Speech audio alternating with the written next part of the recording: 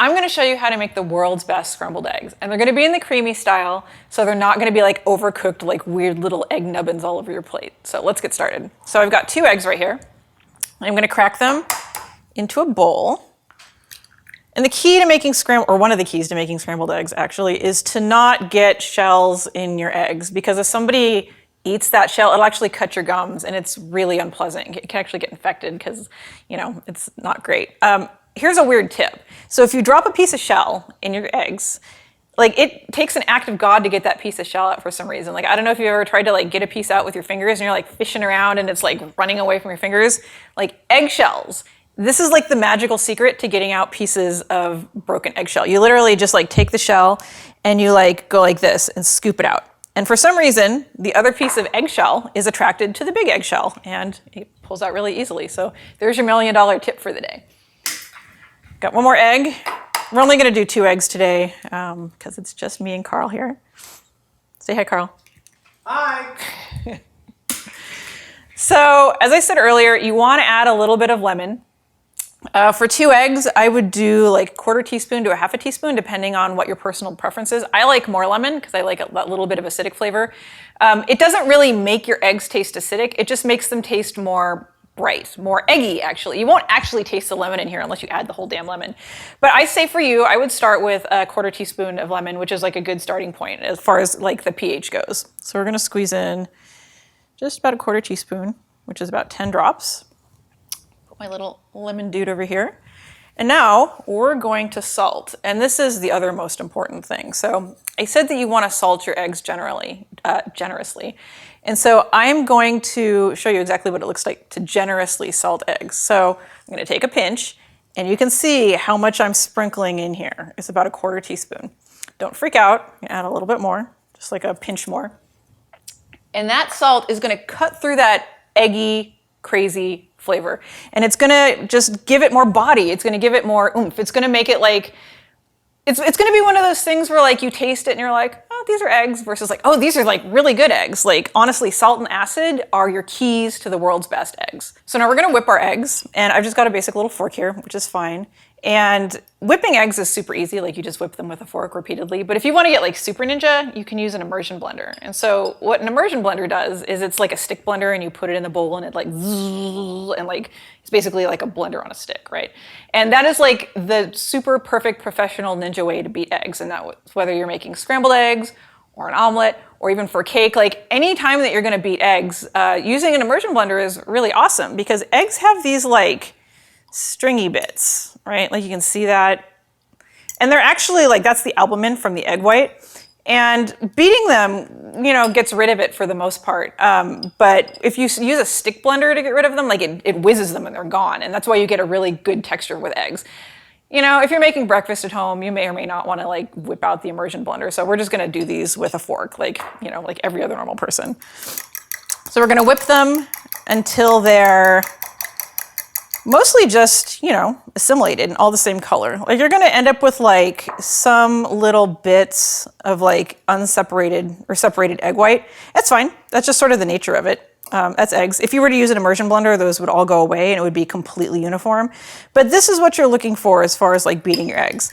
And you can keep whipping them with a fork, or you can use a whisk. A whisk is great, but I found that using a whisk with beating eggs, those little strings, get caught up in the whisk, and sometimes it's kind of a nuisance, because you got to get them out of the whisk when you wash it, and it kind of decreases the amount of egg in your bowl, because the whisk seems to suck up all those strings, and then it's 10% less egg. So these look good, and now we're going to fry them up. So I've got this frying pan, this nonstick frying pan.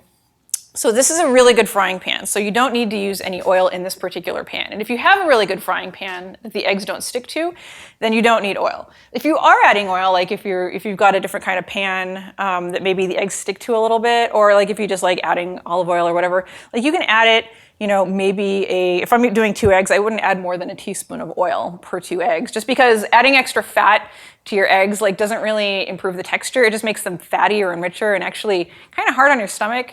Like, I don't know if you're like me, like if I'm eating scrambled eggs, I need to have like orange juice nearby because eggs are so fatty. After like 4 or 5 bites of eggs, like my stomach's a little uncomfortable and like I need something like acidic and bright to kind of cut through that fat to make me feel better.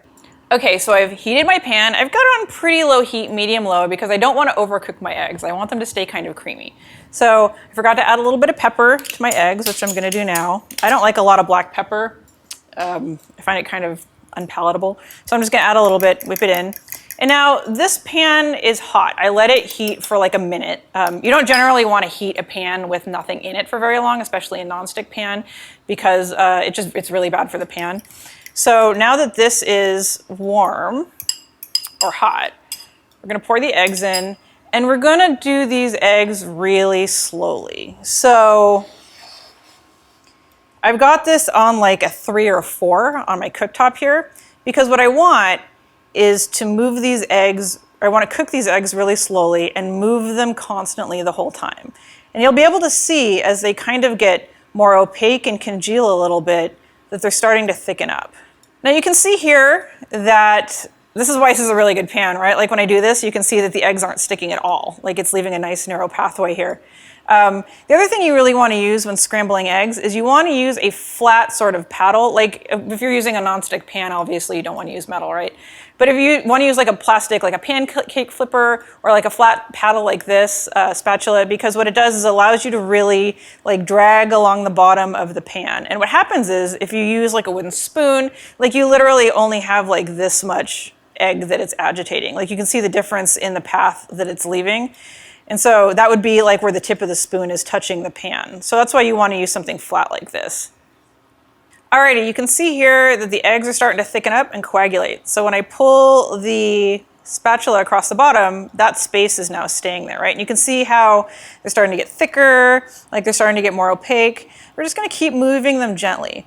And here's the thing, like if you notice that your eggs are starting to cook too fast, like you can take this off the heat. You can just take it off and set it to the side and then like, you know, push the eggs around for, you know, 5-10 seconds and then put them back on the heat. And that will very quickly slow down cooking so that they don't overcook.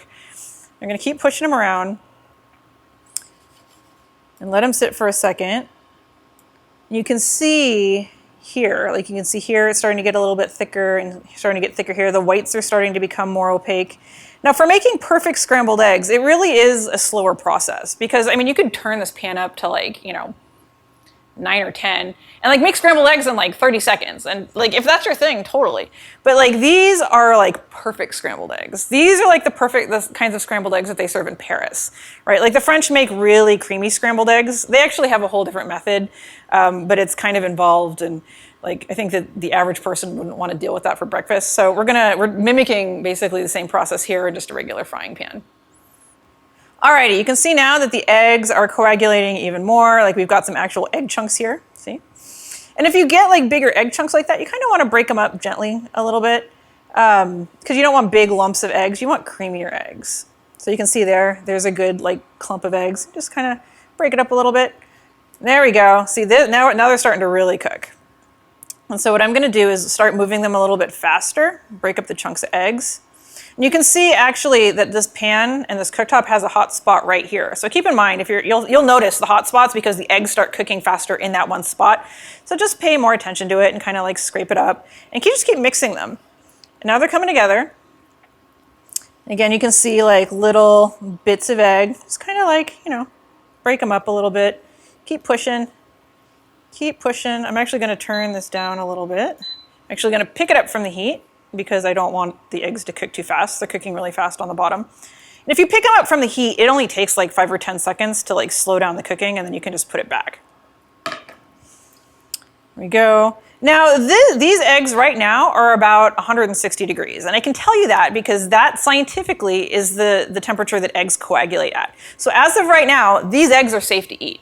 because this whole pan is 160 degrees. Even though they're wet, the reason they're wet is because we're continuing to move them. Like if I had just like set these eggs in the pan and like not touch them, they would just be like a completely flat layer of like cooked egg. But the cooking them is actually, or the moving them is actually what's keeping them creamy.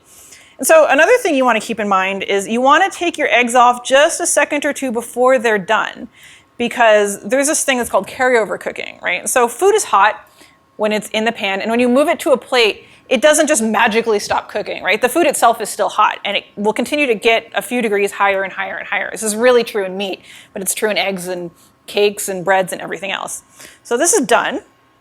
We're gonna turn off our burner. I'm gonna grab this plate and move this guy over here. Boop. And we're gonna plate these up.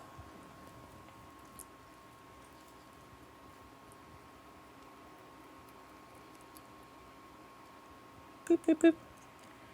I try to make all my food pretty when I plate it. It's kind of hard to make eggs pretty because they're so like eggy.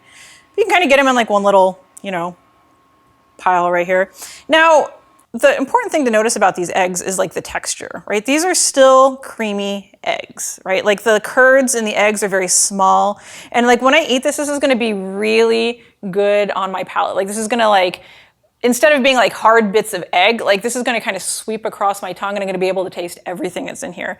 And like these eggs are fully cooked. These eggs are 160 degrees because eggs simply will not harden until they hit 160 degrees. So as soon as you see that they're hard like this, that means that they're safe to eat, because bacteria I actually think dies off at like 150 degrees or something like that. So once they start to coagulate like this, that means that they're safe to eat. And you can keep cooking them. Like you could cook them 30 seconds longer and they would be more solid, they would be less creamy, and that's fine. Like it's whatever your preference is. But I like my eggs creamy because I think they're delicious that way. Alrighty, now we're gonna taste these and see how they taste. Let's grab a fork. Let's see what we got. Oh my God, those eggs are really good. You can't taste the lemon at all. Like you saw how much lemon I added. I added probably 10 or 15 drops of lemon juice. You can't taste the lemon at all, but the texture is so beautiful on these eggs. It's a good amount of salt. These eggs are perfect, and I wish you were here to try them.